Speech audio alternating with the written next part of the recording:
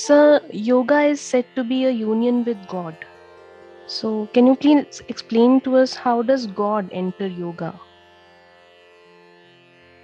This question basically arises because sometimes there's a tendency to equate yoga with physical practices like asanas and pranayamas. And one feels that it is yet just another type of exercise, then how does God enter the picture? In fact, yoga has a much broader meaning. It's a process of self improvement.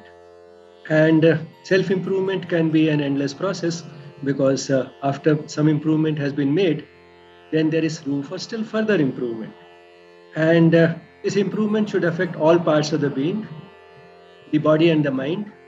And when one goes on this path and finds that there is scope for further improvement, it can become a lifelong journey. And the journey, although it is so long, should still have some destination. Now, the destination of self-improvement would be a point of perfection. That is, self-perfection would be the culmination of self-improvement. It may be a remote and theoretical point because man by very definition is imperfect, and so are women. But at the same time, if one has to look at the culmination of this process of self-improvement, it would reach a point of perfection where there is no further scope for improvement, there is no defect, no deficiency left. Now, since we equate perfection only with God, one can say that that state, when the person has reached the end of this road of self-improvement, would be union with God. So union means achieving sort of oneness with God. Now, this is something which is not impossible to visualize in terms of Vedanta, because Vedanta, which is the philosophy underlying yoga, is one of the important tenets of Vedanta is that we are a manifestation of the divine, and so is all creation. So all creation is just another form of the divine, which means that we have that divinity hidden within us, although its manifestation, its appearance, its surface appearance is highly imperfect. But then through this process of self-improvement, it is possible to bring out that perfection. And if we are able to manifest it fully, manifest that hidden divinity fully, then we have become one with the divine within us. And therefore, we have achieved a union with the divine. Now, this is relatively easy to visualize when we think of this type of transformation resulting from this perpetual self-improvement. Normally our mind, that is, which has two aspects, the emotional part of the being and the thinking part of the being. The emotional part of the being has a tendency to be drawn towards things which may not be the best for us, be it getting tempted by good food or getting tempted by all types of crimes and evil, because they can give us a short-lasting pleasure. But if the emotional part of the being has been transformed, then it would find much greater joy than these fleeting pleasures in something which is based on love. So it would find greater joy in giving something than in getting. So one would discover the joy of giving, and that joy of giving would tend to become more and more universal and unconditional, which means that the person will always have somebody around to love. So by moving towards that type of a life, one would discover that it is not just a good life, but it is also a life which is full of peace and joy, because the joy of giving is much better than the happiness of getting something. So it has the joy of giving. And since it avoids the type of conflicts between good and evil, because one is attracted only to what is good. I know there are two things we talk about, Shreyas and Preyas. Shreyas is what is really good. Preyas is what feels good. So through this process of transformation, what is Shreyas, that is what is really good, also becomes Preyas, which means also feels good. So if the two become one, then there is no difficulty, the conflicts are gone. And in the same way, the intellect in fact is easier to handle, because the intellect is very versatile. It can always find arguments in support of something and against something. So if the emotional part of the being has now started behaving in a manner that it is always choosing the best, because it has realized that not only the choices based on love are a source of joy, which is far better than ordinary happiness, it has also discovered that it is always in our own hands. Because giving is always in our own hands, getting is not. So the emotional part of the being, when it is convinced of that and starts making the best choices, the intellect then finds reasons to justify those choices.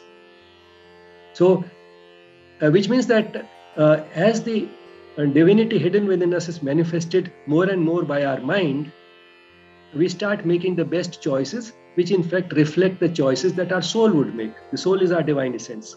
So, when we reach a point where all the choices in life, everything that we look around us in life is in terms of this higher and wider awareness, which is a reflection of the soul, so that our mind is now working entirely in the light of the soul, then what would happen is that we will be constantly living in this awareness and our life will be organized around it. So if our mind is all the time organized around this awareness, the body automatically falls in line, because the body is a docile instrument. It will just do what the mind tells it to do. So if the mind has been transformed to work in light of our divine essence, the soul, and the body translates it into action, both the body and the mind have achieved union with our own divine essence, that is the soul. And since we find the same soul in the form of the universal spirit in all the creation around us, we feel a sense of oneness with the creation around us. And when we feel a sense of oneness, that leads to that love which I was talking about. So this whole thing becomes a part of the union with the divine. So when we are united with the divine, we are united with the divine within us, that is the soul, and we are united also with the divine all around us through a feeling of oneness with the rest of the creation. So that oneness breeds love. So this is what union with God or union with the divine is about. And so one way God enters yoga is as our goal. So God is our goal. To achieve union with God is the goal. But yoga enters also the process of yoga. It's not only the goal where it enters, yoga enters also the process. And that is at least in two ways. One is, that we may make all the effort to transform our mind, and we may know all the theory, but one finds that even after knowing and understanding everything, it's not always easy to put it into practice. And in fact, there's a big gap between knowing something and being able to put it in practice all the time.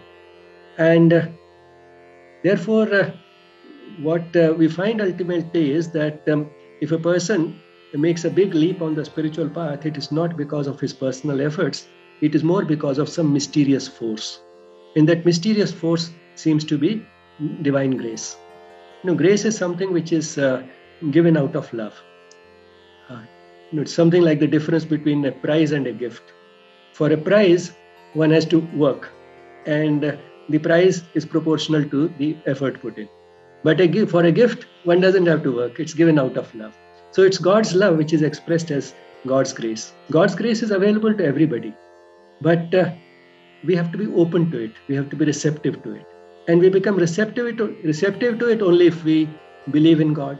So God's grace becomes available to us if we are receptive to it. And to be receptive to it, the primary thing is we should believe in God. So if we believe in God, then in the process of yoga, we can expect the progress to be much faster than we would expect purely through our own efforts. So this is the second way God enters the picture. And the third way is again a part of the process, because if we are putting in effort and we are also expecting divine grace, it can induce in us a sense of anxiety. Anxiety about how much progress we are making, how fast we are progressing. Is it possible to progress still faster? When will we get to the goal? It can inspire all that anxiety. That still doesn't go away. Now God enters the picture once again. We surrender to God. We surrender to the divine will. We understand our limitations, and we subordinate our personal will to the divine will. So we surrender to the divine and leave it to the divine to take care of our progress. So we are just happy to do what we are doing. And the path of yoga may be long, but it's a very pleasant journey.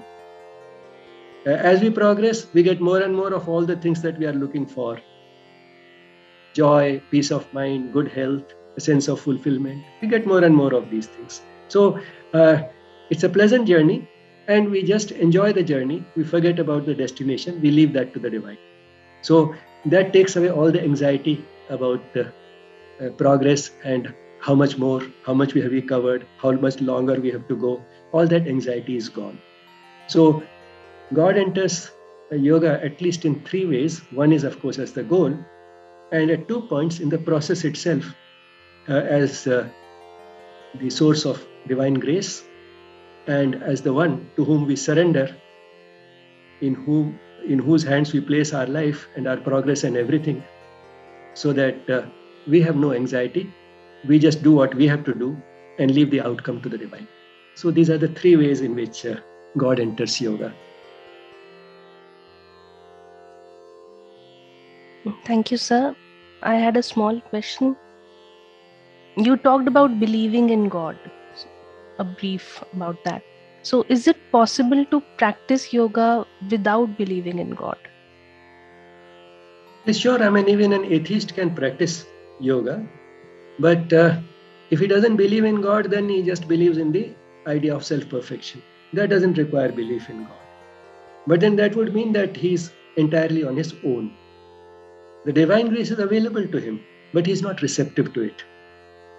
And therefore, he may still have all the anxiety that goes with personal effort, because he will feel that he's still not at the point of perfection. And therefore, he is anxious about his progress. And that is where the difficulty comes in. And of course, the other thing is that, like, the course of life is never smooth, whether one is on the path of yoga or whether as an atheist one is on the path of self-perfection. In either case, there are ups and downs in life, difficulties, misfortunes, traumatic events. They don't spare anybody.